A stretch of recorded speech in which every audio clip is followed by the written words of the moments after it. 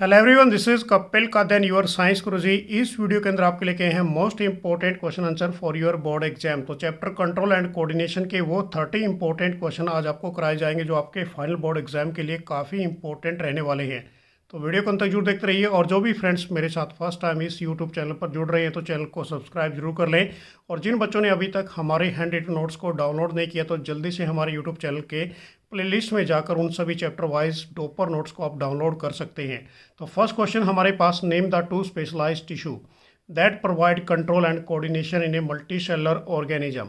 तो इसका आंसर आप राइट डाउन करोगे नर्वस एंड मस्कुलर टिश्यू। ये दो स्पेशल टिश्यू हैं जो क्या प्रोवाइड करते हैं बेसिकली बच्चों, कंट्रोल एंड कोऑर्डिनेशन किसी भी मल्टी सेलर ऑर्गेनिज्म के अंदर।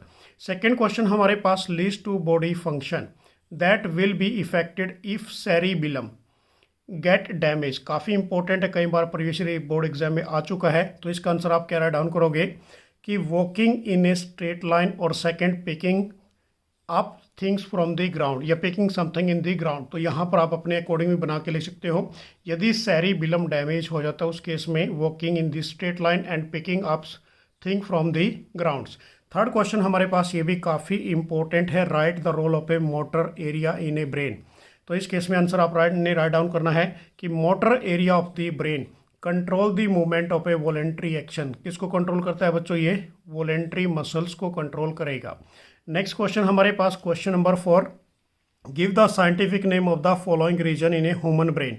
तो पहला हमारे पास है यहाँ पर रीजन फॉर साइट, सेकेंड हमारे पास है region which control the salivation. अब यदि हम रीजन फॉर साइट की बात करें तो इसमें आपने लिखना है सेरिब्रम।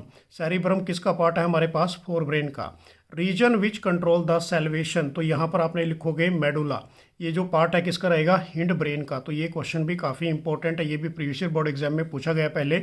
नेक्स्ट क्वेश्चन हमारे पास, question number 5, how nervous impulse कि get transmitted across by the synapse. अब इस केस में देखिए बच्चों क्वेश्चन क्या है कि कैसे नर्व इम्पल्स गेट ट्रांसमिट होती है अक्रॉस दी साइनेप्स के अंदर।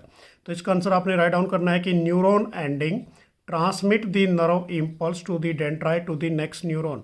कि जब नर्व एंडिंग हो जाता है, जो हमारे पास नर्व सेल है वहाँ पर वो ख़त्म हो जाता है, वहाँ से डेंड्राइट किस में ट्रांसमिट होती है आगे फर्दर नेक्स्ट न्यूरॉन के अंदर through the chemical is called is A neuro transmitter. उस केमिकल का नेम क्या रहेगा? Neuro transmitter. तो यहाँ से इसको आपने नोट कर लेना क्वेश्चन को, ये भी काफ़ी इंपॉर्टेंट रहने वाला है।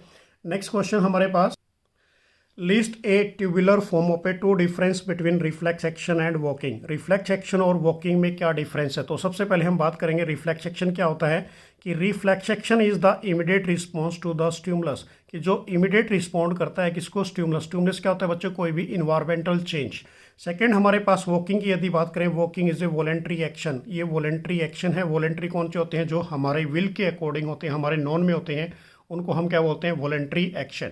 सेकेंड पॉइंट आपने रिफ्लेक्स एक्शन का क्या लिखना है? It is controlled by the spinal cord. और यदि वॉकिंग की बात करें, it is controlled by brain, या ब्रेन लिखो यहाँ पर, आप यहाँ पर लिख सकते हो सेरिबिलम के द्वारा इसको कंट्रोल किया जाता है। नेक्स्ट हमारे पास है क्वेश्चन नंबर 7। ये भी काफ़ी इंपॉर्टेंट है क्योंकि बोर्ड एग्जाम में ऐसे ही क्वेश्चंस पूछे जाते हैं इस चैप्टर से बिलोंग, कि different part of a brain are associated with a specific function. कि name the part of a human brain which perform of the following function. पहला हमारे पास है sensation of a feeling full, second हमारे पास vomiting, picking up of a pencil and riding a bicycle. अब ये question 2 marks के रूप में एग्जाम्स में पूछ लिया जाता है। तो इस केस में यदि हम ब्रेन की बात करें बच्चों, सबसे पहले हमारे पास है sensation of a feeling full. तो ये काम किसका होता है? फोर ब्रेन का, जो मेन थिंकिंग पार्ट होता है हमारा ब्रेन के अंदर। वोमिटिंग मेडुला, मेडुला किसका पार्ट है हमारे पास? हिंड ब्रेन का। Picking up a pencil cerebellum, ये पार्ट किसका है? हिंड ब्रेन का। Riding a bicycle cerebellum, this is the part of a hindbrain. तो यहाँ से इस क्वेश्चन को नोट कर लीजिए, काफ़ी इंपॉर्टेंट रहेगा क्योंकि सारे क्वेश्चन जो ब्रेन के हैं इस टाइप से ही एग्जाम्स में पूछे जाने हैं। नेक्स्ट क्वेश्चन हमारे पास है बच्चों यहाँ पर क्वेश्चन नंबर 8, कि name the part of a human brain which is control voluntary action और इनवॉलेंट्री एक्शन।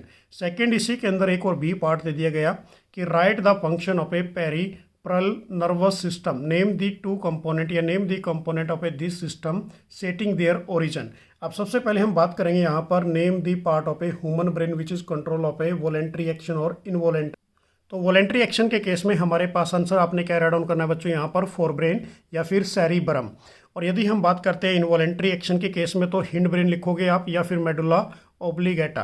ये आपने इसका आंसर राइट डाउन करना है। नेक्स्ट क्वेश्चन हमारे पास था बच्चों यहाँ पर पेरिफेरल नर्वस सिस्टम, उसके जो कंपोनेंट है सिस्टम के जो सेटिंग ऑफ ओरिजिन होते हैं, तो इसका आपने लिखना है PNS. PNS help the facilitating of a communication between, किसके बीच में कम्युनिकेट करेगा बच्चों, ये CNS and other part of a body.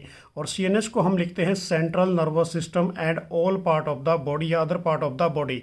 अब इसके जो कंपोनेंट होते हैं पीएनएस के बच्चों, वो कौन कौन से होंगे। पहला कंपोनेंट हमारे पास cranial nerve arising from the brain, ये कहाँ से निकलती है, ये ब्रेन से निकलती है। सेकंड हमारे पास इसी का जो कंपोनेंट है spinal nerve arising from the spinal cord, ये कहाँ से अराइज होगी, स्पाइनल कॉर्ड से अराइज होगी। नेक्स्ट क्वेश्चन हमारे पास काफ़ी इंपॉर्टेंट है, कई बार बोर्ड एग्जाम में ऑलरेडी आ चुका है। Give one example of a chemotropism, chemotropism का एक एग्जाम्पल दीजिए। अब इसका बच्चों आपने यही आंसर रखना है, क्योंकि मल्टीपल चॉइस क्वेश्चन के अंदर भी ये पूछा जा सकता है, एजर्सन रीजन में भी पूछा जा सकता है। तो जो कैमोट्रोपिज्म है इसका आंसर आप क्या राइट डाउन करोगे, the growth of a pollen tube towards ओविल। याद रखना है, the growth of a pollen tube towards ओविल, ये आपने आंसर राइट डाउन करना है किसका, कैमोट्रोपिज्म का। नेक्स्ट क्वेश्चन हमारे पास question number 10, how do the shoot and root of a plant respond to the pull of a earth gravity. अब इसका आंसर आप क्या राइट डाउन करोगे कि रूट्स ग्रो डाउनवर्ड, जो रूट्स होती है बेसिकली बच्चों वो कहाँ जाती है, नीचे की तरफ, टूवर्ड्स ग्रेविटी। वाइल जो शूट होती है उसकी जो ऊपर वाली पत्ते होते हैं यूजुअली ग्रो अपवर्ड, वो ऊपर की तरफ जाएंगे, it means away from the earth, वो अर्थ से दूर होते जा रही हैं। तो ये हमारे पास रहेगा जो ग्रेविटी वाला केस है बच्चों, जो रूट्स होती है ये पॉजिटिव होगी, पॉजिटिव ग्रेविटी इसको बोलते हैं। और जो शूट है basically this is A negative, ये हमारे पास क्या रहेगी, यहाँ पर ग्रेविटी रहेगी। नेक्स्ट क्वेश्चन हमारे पास क्वेश्चन नंबर 11 काफ़ी इंपॉर्टेंट है। State the main function of a abscisic acid in the plant.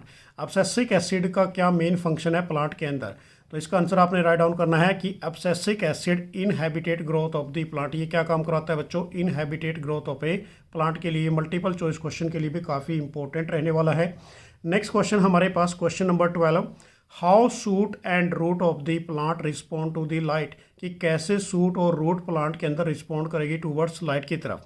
तो इसका आंसर आपने क्या राइट डाउन करोगे कि the shoot respond by bending towards the light, कि वाइल जो रूट्स होती है respond by bending away from it, वो दूर होती चली जाएगी। तो सिंपल सा क्वेश्चन है बच्चों, जो सूट है वो रिस्पॉन्ड करती है by bending towards the light की तरफ, और जो रूट है respond bending away from it, तो वो लाइट से दूर होती चली जाएगी। तो इसका आपने ये आंसर राइट डाउन करना है। नेक्स्ट क्वेश्चन, क्वेश्चन नंबर 13 हमारे पास है, how do oxygen promote the growth of a tendril around a spot. काफ़ी इंपॉर्टेंट क्वेश्चन है ये बोर्ड एग्जाम के लिए। तो देखिए बच्चों इसमें क्या बोला गया है कि how do oxygen promote the growth of a tendril around a spot. तो इसके इसमें आपने आंसर राइट डाउन करना है कि when tendril come in contact with any spot, जब टेंड्रिल किसी भी कॉन्टैक्ट के उसमें आती है, स्पॉट के लिए कॉन्टैक्ट में आती है, तो उस केस में जो ऑक्सीजन है वो डिफ्यूज हो जाती है towards the part away from the contact, contact से दूर होती चली जाती है। सेकेंड पार्ट में आपने लिखना है the part of A part in the contact with A spot कि डज नॉट ग्रो, क्योंकि बेसिकली बच्चों ये कहाँ पर होता है, जो हमारे बेल वाले पौधे होते हैं उनके अंदर क्या होती है, ऑक्सीजन्स होती है। अब उसके अंदर बेसिकली उनको सपोर्ट के लिए क्या चाहिए, जैसे हम कोई भी स्टिक दे देते हैं, बॉम्बू स्टिक्स होती है, तो उस केस में वही पार्ट है हमारे पास कि द पार्ट इन कॉन्टैक्ट, जो पार्ट कॉन्टैक्ट में आया विद सपोर्ट के, डज नॉट ग्रो, वो ग्रो नहीं करता as rapidly as the part of a tendril, क्योंकि टेंड्रिल ही क्या करती है, ग्रो करती है, और ये अवे होती चली जाती है, दूर होती चली जाती है किससे, स्पॉट से, causing the tendril to a coil around the spot. और जो टेंड्रिल्स है बेसिकली बच्चों यहाँ पर देखिए इस केस में क्या बोला गया है कि जो स्पॉट है इस कॉजिंग ऑफ ए टेंड्रिल, इसी की वजह से टेंड्रिल क्या होती है, इन ए कोयल अराउंड दी स्पॉट्स के अकॉर्डिंग। देखो सिंपल सा क्वेश्चन है, कभी आप इसमें कंफ्यूज हो जाओ कि when tendril come in contact, जब टेंड्रिल किसके कॉन्टैक्ट में आती है, किसी भी उसके कॉन्टैक्ट में आती है विद एनी स्पॉट के, तो ऑक्सीजन उस केस में क्या होता है बच्चों, डिफ्यूज हो जाता है towards the part away from the contact. Second हमारे पास कि द पार्ट इन कॉन्टैक्ट, जो कॉन्टैक्ट में पार्ट आया which spot does not grow, वो ग्रो नहीं करेगा एज रैपिडली, बहुत जल्दी, as the part of a tendril away from the spot, वो दूर होता चला जाएगा, causing the tendril to coil around the spot, जो टेंड्रिल है वो एक कोयल की फॉर्म में एक स्पॉट प्रोवाइड करेगी उसको, इस केस में आपने याद रखना है। नेक्स्ट क्वेश्चन हमारे पास क्वेश्चन नंबर 14, ये भी काफ़ी इंपॉर्टेंट रहेगा आपके बोर्ड एग्जाम के लिए कि name the plant hormone responsible for the growing function. अब इसमें सबसे पहले हमारे पास है बच्चों कि हॉर्मोन्स रिस्पॉन्सिबल बताने उनके क्या फंक्शन होते हैं प्लांट के अंदर। पहला हमारे पास है ग्रो ऑफ द स्टेम, या growth of the stem. Second, promote of a cell division. Third हमारे पास है wilting of leaves and fourth is a inhibited growth. यदि हम ग्रोथ ऑफ ए स्टेम की बात करते हैं बच्चों, इसके अंदर जो हॉर्मोन्स रिस्पॉन्सिबल होंगे वो कौन से होंगे, ऑक्सिन या फिर gibberellin. Promote of a cell division के लिए साइटोकिनिन याद रखना है आपने। उसके साथ साथ यदि बात करें विटलिंग ऑफ लीव्स के लिए बच्चों कौन सा होगा, एब्सेसिक एसिड। और इनहैबिटेट ग्रोथ के लिए भी क्या रहेगा, एब्सेसिक एसिड। काफ़ी इंपॉर्टेंट क्वेश्चन है, मल्टीपल चॉइस क्वेश्चन में आ जाए, 1 मार्क्स के रूप में आ जाए या फिर 2 मार्क्स आ जाए, बोर्ड एग्जाम के रूप में आ जाए। नेक्स्ट क्वेश्चन हमारे पास क्वेश्चन नंबर 15, ये भी काफ़ी इंपॉर्टेंट रहने वाला है कि a boy run on seeing a stray dog. Stray dog कौन से होते हैं, जो बच्चे स्ट्रीट डॉग होते हैं। Is breathing became very fast and the blood pressure also increase and name of the hormone found in the high in the blood. कि जो ब्लड के अंदर जो प्रेशर हाई होता है उसके अंदर उसने आपने क्या बताना है यहाँ पर, हॉर्मोन्स कौन सा होता है and the gland which are produce, और कौन सी ग्लैंड के द्वारा ही वो जो बेसिकली बच्चों हॉर्मोन्स प्रोड्यूस होता है उसका नाम बताइए। तो इसके अंदर जो हॉर्मोन्स होगा वो कौन सा होगा, एंड्रेनालाइन। और किस ग्लैंड से निकलेगा, ये एंड्रेनल ग्लैंड से। काफ़ी इंपॉर्टेंट है, जिसको हम इमरजेंसी ग्लैंड्स भी कहते हैं। काफ़ी इंपॉर्टेंट रहने वाला ये एग्जाम के लिए। नेक्स्ट क्वेश्चन हमारा question number 16, name the mechanism bye which the amount of A hormones in the blood is regulate. जो मैकेनिज्म बेसिकली क्या बोला गया है बच्चों यहाँ पर, amount of hormones in the blood is regulate. जो ब्लड को रेगुलेट करता है उस प्रोसेस का नाम हमारे पास क्या रहेगा, उस मैकेनिज्म का नाम रहेगा feedback mechanism. Next question number 17 कि why endocrine gland release their secretion into the blood. देखो बच्चों क्या बोला गया यहाँ पर कि जो एंडोक्राइन ग्लैंड्स होती है वो रिलीज करती है their secretion into the blood. तो इसके अंदर रीजन क्या दोगे आप, it is because endocrine gland जो होती है वो क्या होगी, डक्टलेस ग्लैंड होगी। उसमें कोई भी डक्ट्स नहीं होता, कोई भी एक्सटर्नल डक्ट्स नहीं होता। तो ये आपने इसका आंसर राइट डाउन करना है, ये भी काफ़ी इंपॉर्टेंट रहने वाला आपके एग्जाम के लिए।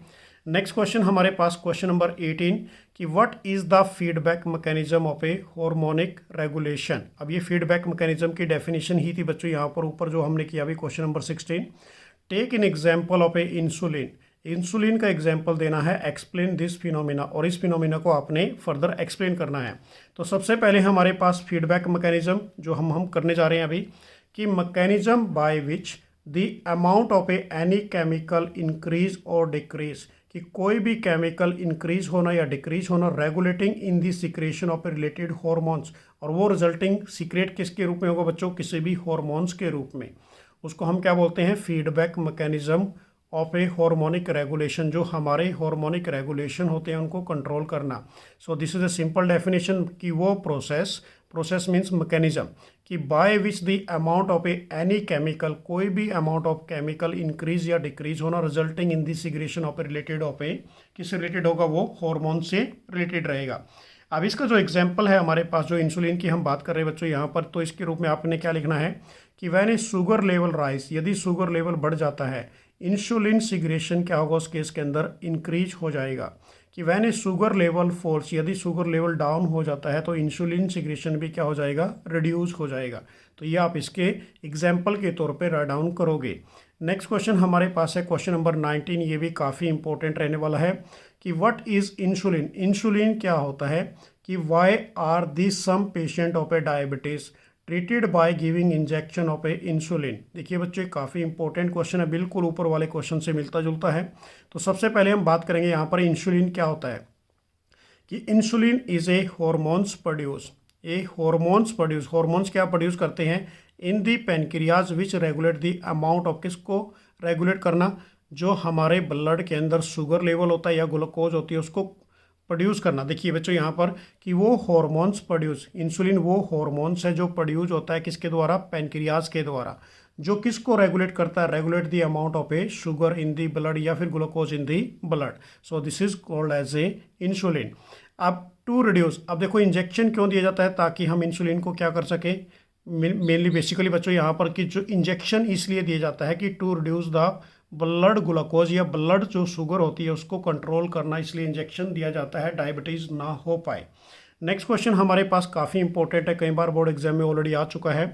क्वेश्चन नंबर 20 कि why is the use of a iodised salt advisable, कि जो आयोडाइज सॉल्ट है उसको क्यों एडवाइज करते हैं इस केस के अंदर। देखिए, name the disease cause by the deficiency of a iodine in our diet and state it one symptoms. देखिए बच्चों क्या बोला गया है कि why is the use of a iodised salt advisable, name the diseases cause by the deficiency of a iodine in over diet, state its one symptoms. अब इसमें आपने क्या बताना है, इसके अंदर एक सिम्टम्स भी बताना है कि क्या सिम्टम्स हो जाते हैं।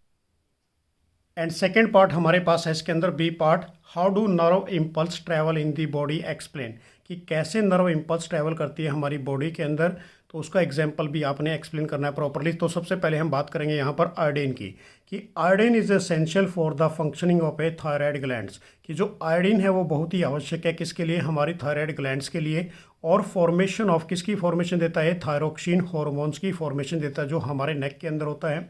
अब इसकी डेफिशिएंसी से कौन सा डिफेक्ट हो जाता है, कौन से डिसीज हो जाती है, गोइटर, कि goitre disease is caused by the deficiency of a iodine in over diet, यदि हमारी डाइट के अंदर आयोडीन ना लिया जाए तो गोइटर हो जाता है। और इसका जो मेन रीजन है बच्चों वो क्या होता है कि swollen neck in one of the symptoms, कि हमारा जो नेक है वो क्या हो जाता है, स्वेलन हो जाता है इस केस के अंदर। तो ये हमारे पास काफ़ी इंपॉर्टेंट क्वेश्चन है, कई बार बोर्ड एग्जाम में आ चुका है। सेकंड क्वेश्चन हमारे पास, नर्व इम्पल्स कैसे ट्रैवल करती है बॉडी के अंदर, तो उसको एक्सप्लेन करना है प्रॉपरली।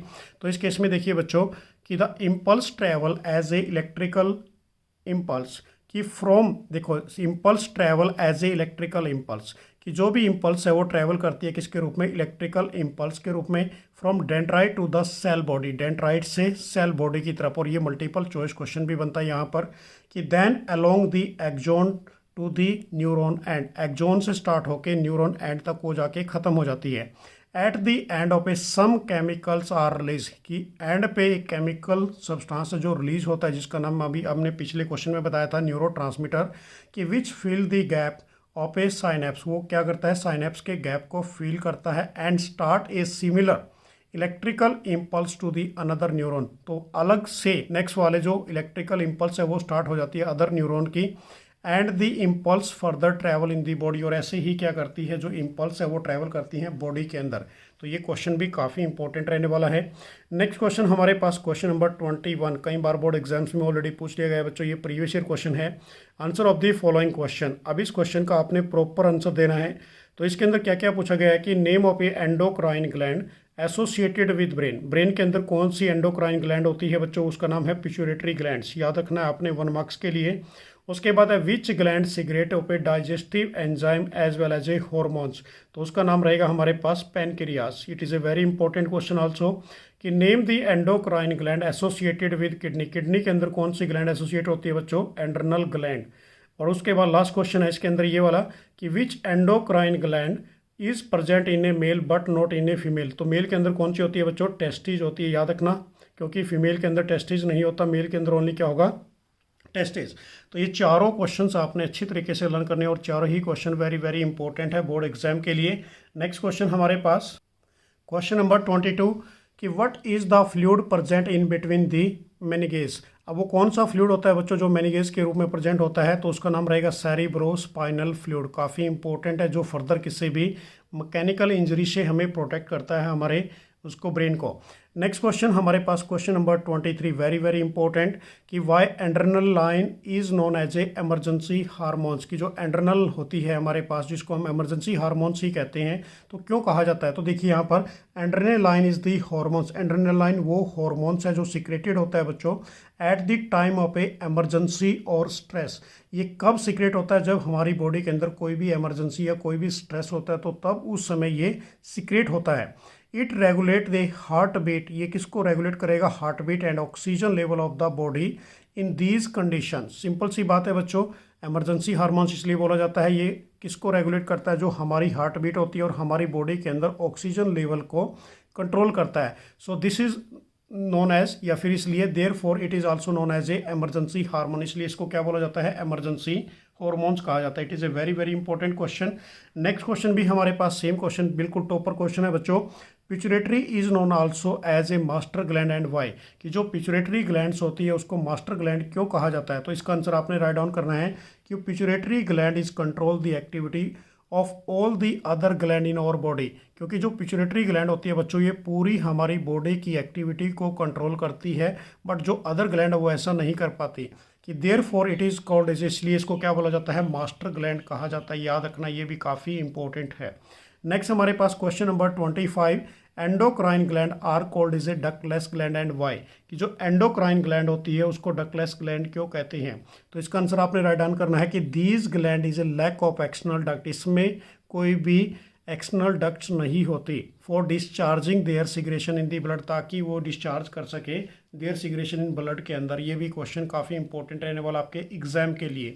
नेक्स्ट क्वेश्चन हमारे पास क्वेश्चन नंबर 26 कि व्हाट इज रिफ्लेक्स आर्क, क्या होता है, और सेकंड पार्ट इसका है how do muscle cell moves, कि कैसे मसल सेल मूव करते हैं। तो सबसे पहले हम बात करेंगे यहाँ पर रिफ्लेक्स आर्क क्या होता है बच्चों, कि the pathway taken by a nerve impulse A reflex action is called is a reflex arc, कि वो पाथवे टेकन किसके द्वारा बच्चों, बाय नर्व इम्पल्स के द्वारा, इन्हें रिफ्लेक्स एक्शन के रूप में is known as a reflex arc, कि they allow the rapid response, ये क्या करता है, रैपिड रिस्पॉन्स के लिए अलो करेगा। Example pulling of A hand in on touching a hot object, जैसे ही हम पुलिंग करते हैं किसी भी अपने हाथ को, जब हम किसी भी हॉट ऑब्जेक्ट से उसको टच करते हैं। सेकंड हमारे पास how do muscle cell moves, की मसल सेल कैसे मूव करेंगे बच्चों। इसका आंसर आपने कैरी डाउन करना है कि muscle cell have a special protein, की जो मसल सेल होते हैं उनके अंदर स्पेशल प्रोटीन्स होते हैं दैट चेंज देयर शेप, ताकि वो अपनी शेप को चेंज कर सके, and arrangement in this cell in response to the electrical impulse, और ताकि वो क्या कर सके बच्चों, अपने सेल को इलेक्ट्रिकल इम्पल्स के रूप में रिस्पॉन्ड कर सके। तो इसका आपने ये आंसर राइट डाउन करना है। तो दोनों के क्वेश्चन के आंसर यहाँ से देख लीजिए, अच्छी तरह से रिटर्न में मैक्सिमम प्रैक्टिस कीजिए। इस क्वेश्चन में आप एक लाइन भी ऐड कर सकते हैं बच्चों, this force of a muscle cell to contract and relax causing their movement, तो ये भी आप इसके अंदर ऐड कर सकते हैं। नेक्स्ट क्वेश्चन हमारे पास क्वेश्चन नंबर 27 काफ़ी इंपॉर्टेंट है, what are a nastic movements, क्या होती है, give an example of each. तो इसका आपने एक एग्जाम्पल भी देना है। तो सबसे पहले आपने आंसर के रूप में क्या लिखोगे कि nastic movement are a non directional, ये नॉन डायरेक्शनल होती है movement to this stimulus due to change in the turbidity या फिर टर्जिडिटी ऑफ दिस सेल। तो सिंपल है बच्चों, नास्टिक मूवमेंट एक नॉन डायरेक्शनल मूवमेंट होती है टू स्टिमुलस के लिए, स्टिमुलस का मतलब कोई भी environment change, due to change in the, क्या चेंज करता है ये, टर्जिडिटी ऑफ दी सेल, जो सेल की टर्जिडिटी है उसको चेंज कर लेता है। एग्जाम्पल के रूप में आपने क्या लिखना है इसके अंदर, dropping of a leaves in a mimosa pudica, और ये भी काफ़ी इंपॉर्टेंट है, जिसको हम छुईमुई का पौधा कहते हैं, मिमोजा पुडिका। जैसे इसको हम टच करते हैं तो वो बेसिकली बच्चों वाटर को श्रिंक करके और अपने जो भी लीव्स होते हैं उनको क्या कर लेता है, वो फोल्ड कर लेता है। तो इसके रूप में it can be following types, इसके टाइप्स होते हैं। पहला हमारे पास है फोटोनास्टी, जो लाइट के रूप में रहेगा। सेकेंड, इसका जो एग्जाम्पल हमारे पास टाइप्स है वो है thigmonasty insects, and thermonasty temperature, and seismonasty is a touch. तो this is the example of ये हमारे पास किसके रहेंगे, नास्टिक मोमेंट्स की डेफिनेशन और उसके ये टाइप्स रहने वाले हैं। नेक्स्ट क्वेश्चन हमारे पास 1 मार्क्स के रूप में है बच्चों कि name the part of a neuron where the information is required. Information कहाँ पर रिक्वायर्ड होती है, डेंड्राइट्स के अंदर। 1 मार्क्स एमसीक्यू क्वेश्चन काफ़ी इंपॉर्टेंट रहने वाला है। नेक्स्ट क्वेश्चन हमारे पास क्वेश्चन नंबर 29 कि name the part of a brain कि which is control the posture and balance of the body. तो वो कौन सा रहेगा बच्चों, सेरिबेलम, याद रखना, it is a very very important. Next question हमारे पास क्वेश्चन नंबर 30 कि what is the role of a brain in a reflex action, कि ब्रेन का क्या रोल रहेगा रिफ्लेक्स एक्शन के रूप में। तो यहाँ पर आंसर लिखोगे आप कि brain has a no role to play the reflex action, कि ब्रेन का कोई भी रोल नहीं है किसके रूप में, रिफ्लेक्स एक्शन के रूप में। It is the extremely quick action, क्योंकि ये क्या होता है, बहुत ही जल्दी और रैपिड रिस्पॉन्ड होता है, कि which does not involve any thinking, तो इसमें कोई भी सोचने के लिए समय नहीं होता ब्रेन के लिए। In this type of a action the stimulus is received, जो स्टिमुलस है, जो भी इन्वायरमेंट चेंज है वो रिसीव होता है बाय किसी भी स्पाइनल कॉर्ड के द्वारा, and send to a respond, और सीधा ही क्या कर दिया जाता है, रिस्पॉन्ड कर दिया जाता है कोई भी मैसेज। एग्जाम्पल के रूप में coughing, the action is registered in this cerebral brain just for the memory. तो ये इसका आपने आंसर राइट डाउन करना है। नेक्स्ट क्वेश्चन हमारे पास है कि बच्चों what do mean by tropic movements, क्या होती है, और type of a tropic movement. तो काफ़ी इंपॉर्टेंट है, ये भी मैं आपको कराऊंगा इस केस में। तो देखिए सबसे पहले हमारे पास ट्रॉपिक मोमेंट की डेफिनेशन क्या होती है कि when A stimulus has a particular direction and movement of a plant occur in the direction of a stimulus either towards the stimulus or opposite the direction of the stimulus. This is called as a tropic moment. उसको आप क्या कहोगे, tropic moments कहोगे। तो हमारे पास type of a tropic movements कि the type of a tropic movement are based on, किसके ऊपर बेस्ड होती है ये, इन्वायरमेंटल ट्रिगर के रूप में, जैसे like light, gravity of earth, water and certain chemical के रूप में। अब सबसे पहले जो सबसे इंपॉर्टेंट है बच्चों वो है फोटोट्रॉपिक मूवमेंट। और फोटोट्रॉपिक मूवमेंट का मतलब क्या होता है? Stimulus light. अब इसके आंसर के रूप में आपने क्या लिखना है कि the movement of a plant part in response to the light, कि जो प्लांट पार्ट है वो किसको रिस्पॉन्स करेगा? लाइट को रिस्पॉन्स करेगा। This is called is a phototropic movement. उसको आप क्या बोलोगे? Phototropic movement. कि the phenomena involve is called is a phototropism, और इस फिनोमिना को आप क्या बोलोगे? फोटोट्रोपिज्म। अब इसका जो मेन पार्ट रहेगा हमारे पास कि the suit grows towards the light, कि जो सूट होती है, देखिए बच्चों यहाँ से आप डायग्राम में देख सकते हैं, ये प्लांट की सूट है, ये किसकी तरफ ग्रो कर रही है? टूवर्ड्स ऑफ ए सनलाइट की तरफ। कि while the grow of a root, और जो ये रूट है ये अवे, दूर जो होती जा रही है किससे? फ्रॉम दी सनलाइट से। तो this is it, phototropic moment. काफ़ी इंपॉर्टेंट है, ये डायग्राम भी आपने देख लेना है। नेक्स्ट हमारे पास है इसके अंदर बच्चों जियोट्रोपिक मोमेंट्स। क्या होती है? जियोट्रोपिक मोमेंट का मतलब हमारे पास होता है स्टिमुलस ग्रेविटी। अब इसका जो आंसर आपने राइट डाउन करना है वो सबसे पहले मैं आपको बता, the movement of a plant part in response to the gravity, की जो मूवमेंट होगी प्लांट पार्ट की वो रिस्पॉन्ड किसकी तरफ होगी? ग्रेविटी की तरफ। इस called is A geotropic moment. उसको आप क्या बोलोगे? Geotropic moment. The phenomena involve is called is A geotropism, और उस फिनोमिना को आप क्या कह दोगे? जियोट्रोपिज्म कह दोगे। अब इस केस में देखिए बच्चों ये हमारे पास प्लांट है। अब इस केस में यदि हम बात करें तो ये जैसा कि आपको दिखाई दे रहा है, this is A positive geotropism. और यदि जो ये सूट है ये ऊपर की तरफ जाती जा रही है तो ये क्या रहेगा इसके अंदर? Negative geotropism. क्योंकि इस केस में क्या होता है, ये opposite from the gravitational pull. किससे अपोजिट हुआ? ये ग्रेविटेशनल पुल से। अब यहाँ पर देखिए कि root always move towards the centre of a gravity. जो रूट होती है बेसिकली बच्चों वो किसकी तरफ मूव करेगी? Towards the centre of a gravity, means downward. कि वाइल जो सूट है इज यूजुअली ग्रो अपवर्ड, ये ऊपर की तरफ होती जा रही है, means and away from the earth, और दूर होती जा रही है किससे? अर्थ से। तो ये डायग्राम भी आपने याद रखना है, काफ़ी इंपॉर्टेंट रहेगा आपके बोर्ड एग्जाम के लिए।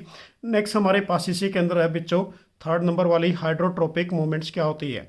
अब इसका जो है स्टिमुलस वाटर की यदि हम बात करते हैं तो डेफिनेशन क्या रहेगी? It is the growth of a plant in response to the water. जो ग्रोथ होगी प्लांट की वो रिस्पॉन्ड करेगी किसको? वाटर को। उस फिनोमिना को हम क्या बोलेंगे? This is A hydrotropism. Next हमारे पास जो फोर्थ नंबर वाली है बच्चों वो रहेगी केमोट्रोपिज्म। काफ़ी इंपॉर्टेंट है, इसका मैंने एक क्वेश्चन पीछे भी कराया था। इसको बोलते हैं स्टिमुलस केमिकल। अब इसकी डेफिनेशन हमारे पास क्या रहेगी? It is the growth of a plant in response to a chemical stimulus. It is phenomena involve is called is a chemotropism. इस फिनोमिना को हम क्या बोलेंगे? केमोट्रोपिज्म। अब इसका जो मेन एग्जांपल हमारे पास है वो क्या रहेगा कि growth of a pollen tube towards of a ovule during the fertilisation. ये एग्जांपल काफ़ी इंपॉर्टेंट रहने वाला आपके एग्जाम के लिए, यहाँ से इसको नोट कर लीजिए। नेक्स्ट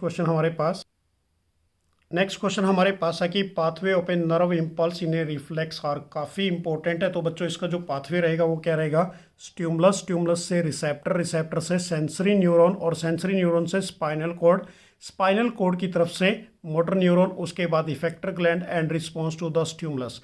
काफ़ी इंपॉर्टेंट है, ये मल्टीपल चॉइस क्वेश्चन के रूप में आ सकता है, यहाँ से नोट कर लीजिए। फर्स्ट स्टिमुलस, देन रिसेप्टर, उसके बाद sensory neuron, spinal cord, motor neurons and effector gland, और and after that is a response to the stimulus. ये आपने यहाँ से लर्न करना, ये भी काफ़ी इंपॉर्टेंट रहने वाला आपके बोर्ड एग्जाम के लिए। नेक्स्ट क्वेश्चन हमारे पास है, what do you mean by reflex action, give an example. तो ये रिफ्लेक्स एक्शन क्या होता है और उसके एग्जांपल क्या होंगे? तो देखिए रिफ्लेक्स एक्शन की डेफिनेशन हमारे पास बच्चों कि there are a certain body response कि विच आर इमीडिएट, कि do not require any thinking by the brain. तो जो भी होता है एकदम अचानक से हो जाता है, इमीडिएट रिस्पॉन्ड होता है, उसको हम क्या बोलते हैं? रिफ्लेक्स एक्शन बोलते हैं। कि they do not require any thinking by the brain के द्वारा कोई भी थिंक नहीं किया जाता इस केस के अंदर। कि these response are called is a reflex action. इसको हम क्या बोलेंगे? Reflex action. कि ये reflex action is a spontaneous. ये क्या है बच्चों? एक स्पॉन्टेनियस है जो कॉन्टिन्यूटी में होता रहता है, इनवॉलेंट्री है जो अपने आप ही होता है, and automatic response without the will of the organism. ये बिना किसी विल के अकॉर्डिंग होता है किसी भी ऑर्गेनिजम्स के, उसको हम रिफ्लेक्स एक्शन कहते हैं। अब ये किसके द्वारा कंट्रोल होता है? It is under control by the spinal cord. ये स्पाइनल कॉर्ड के द्वारा ही कंट्रोल होगा। तो ये डेफिनेशन हमारे पास किसकी रहेगी? रिफ्लेक्स एक्शन की। अब इसका जो एग्जाम्पल है हमारे पास, फर्स्ट एग्जाम्पल के तौर पे देखिए बच्चों क्या लिखा है हमने, blinking of eyes, second sneezing, coughing और vomiting, and third is a hand on a touching a hot object, and fourth is a watering of a mouth at the site in the tasty food. तो this is the definition of a reflex action. काफ़ी important रहेगा। उसके बाद जो next definition हमारे पास है वो है रिफ्लेक्स आर्क। क्या होता है? अब रिफ्लेक्स आर्क देखिए बच्चों क्या होता है कि the pathway taken by the nerve impulse in a reflex action is called is a reflex arc, उसको आप क्या बोलोगे, रिफ्लेक्स आर्क। और ये जो आपको यहाँ पर जैसे कि डायग्राम दिखाई दे रहा है, ये काफ़ी इंपॉर्टेंट रहने वाला आपके बोर्ड एग्जाम के लिए, क्योंकि ये एमसीक्यू क्वेश्चंस में पूछा जा सकता है। ये बच्चे हमारे पास क्या है, कोई भी हॉट ऑब्जेक्ट कि यहाँ से जो रिसेप्टर होते हैं जिसके अंदर हमारे पास हीट या पेन होगा, किसके द्वारा, रिसेप्टर को जब वो किसी भी हॉट ऑब्जेक्ट से टच करेगा, तो यहाँ पर हम लिखेंगे रिसेप्टर इन दी स्किन। उसके बाद सेकंड जो पॉइंट होता है this is A sensory neuron, और उसके साथ साथ यदि बात करते हैं बच्चों दिस इज ए हमारे पास स्पाइनल कॉर्ड, उसके बाद message to the brain and further that this is a relay neuron. ये पार्ट हमारे पास कौन सा रहेगा, रिले न्यूरॉन। और ये पार्ट हमारे पास this is a motor area या मोटर न्यूरॉन जिसे कहते हैं, and this is the effector means like is a muscle in arms. ये काफ़ी इंपॉर्टेंट रहने वाला आपके लिए। नेक्स्ट इसी के अंदर एक पॉइंट है बच्चों हमारे पास की reflex arc is formed in a spinal cord although the information input goes to the, ये सीधा कहाँ पहुँचाता है, रिच टू दी ब्रेन। ये आपने यहाँ से इसको लर्न कर लेना, ये पॉइंट को भी। नेक्स्ट क्वेश्चन हमारे पास इसके अंदर रहने वाला है, न्यूरॉन्स क्या होते हैं, नर्व सेल किसे कहते हैं। बेसिकली बच्चों ये भी काफ़ी इंपॉर्टेंट है, बोर्ड एग्जाम में कई बार आ चुका है। तो सबसे पहले डेफिनेशन देखिए, the information from the environment is detached by the nerve cell is called is a neuron. कि कोई भी इंफॉर्मेशन इन्वायरमेंट से जो डिटैच की गई किसके द्वारा, नर्व सेल के द्वारा, उसको हम क्या बोलते हैं, नर्व सेल या फिर न्यूरॉन्स कहा जाता है। कि they are structural and functional unit of a nerve system. ये स्ट्रक्चरल और फंक्शनल यूनिट होती है किसकी, नर्वस सिस्टम की। A neuron is the longest cell of a human body, it can be reach is the length, जो इसकी length होती है बेसिकली बच्चों वो कितनी होती है, 90 से लेकर 100 सेंटीमीटर। उसके साथ साथ यदि बात करें, नर्व जो टिश्यूज होते हैं is made of a network of a nerve cell और न्यूरॉन्स के ये बने होते हैं। ये आपने यहाँ से लर्न करना है। अब इसके जो पार्ट हैं वो मैं आपको एक्सप्लेन कर देता हूँ। स्ट्रक्चर ऑफ ए न्यूरॉन और नर्व सेल देखिए बच्चों, इसके अंदर काफ़ी इंपॉर्टेंट इसके ये पार्ट हैं, ये कई बार बोर्ड एग्जाम्स में पूछे गए हैं। तो पहला हमारे पास है सेल बॉडी, जिसको हम क्या बोलते हैं, cyton. It is a broad round part of a neuron. ये क्या होता है, ब्रॉड राउंड पार्ट होता है किसका, न्यूरॉन्स का। It has a central nucleus, इसमें सेंट्रल न्यूक्लियस, अबंडेंट साइटोप्लाज्म होता है and various cell organelles except किसको छोड़कर, सेंट्रोइल। यदि ये पूछ लिया जाता है सेल बॉडी क्या होती है या साइटोन क्या होता है, तो आपने यहाँ पर ये आंसर राइट डाउन करना है। सेकंड हमारे पास है इसके अंदर बच्चों डेंड्राइट्स क्या होते हैं, कि देयर आर दी फोटोप्लाज्मिक, ये protoplasmic branch process of this cell body. ये फोटोप्लाज्मिक होते हैं, ब्रांच प्रोसेस होता है किसका, सेल बॉडी का। Which receive and transmit of A stimulus, और जो किसको रिसीव करता है और ट्रांसमिट करता है कोई भी इन्वायरमेंटल चेंज को। थर्ड इसके अंदर जो पॉइंट है हमारे पास ये भी काफ़ी इंपॉर्टेंट है, कि एक्सोन क्या होता है, कि there are a long and fiber like cytoplasmic process, they conduct of a impulse away from the cell body and axon may be covered by the protective sheath, जिसको हम क्या बोलते हैं बच्चों, माइलिन सीथ कहा जाता है। ये भी आपने अच्छी तरह से लर्न करना है। अब इसका डायग्राम देख लीजिए, डायग्राम से आपको ज़्यादा अंडरस्टूड होगा ये। तो ये हमारे पास क्या है, दिस इज ए न्यूरॉन। अब न्यूरॉन के अंदर बच्चों ये वाली क्या होती है पार्ट हमारे पास, डेंड्राइट्स, ये न्यूक्लियस होगा, और ये जो न्यूक्लियस के आसपास इसको हम क्या बोलते हैं, सेल बॉडी या साइटोन। और ये पार्ट हमारे पास दिस इज ए एक्सोन। अब इसको ABCD करके भी एग्जाम में पूछ लिया जा सकता है। And this part is a axonal and, या फिर इसको हम क्या बोलते हैं, नर्व एंडिंग कहते हैं। अब इसके बाद हमारे पास इसी के अंदर फोर्थ पॉइंट, कि नर्व एंडिंग्स क्या होती है, कि there are the fine branch like transmission of a neuron, क्योंकि यहाँ पर आके ये खत्म हो जाती है। इसके बाद नेक्स्ट डेंड्राइट इसके साथ मिलती है, और यहाँ पर जो गैप होता है बिटवीन टू न्यूरॉन्स उसको हम बोलते हैं साइनेप्स। तो साइनेप्स की डेफिनेशन भी आप क्या लिखोगे, a small gap between two adjacent neuron, कि where the nerve impulse passes from one neuron to the another neuron, इन एक से एक ही डायरेक्शन में ये चलेगा। तो ये क्वेश्चन भी आपने प्रिपेयर करना है अपने फाइनल बोर्ड एग्जाम के लिए।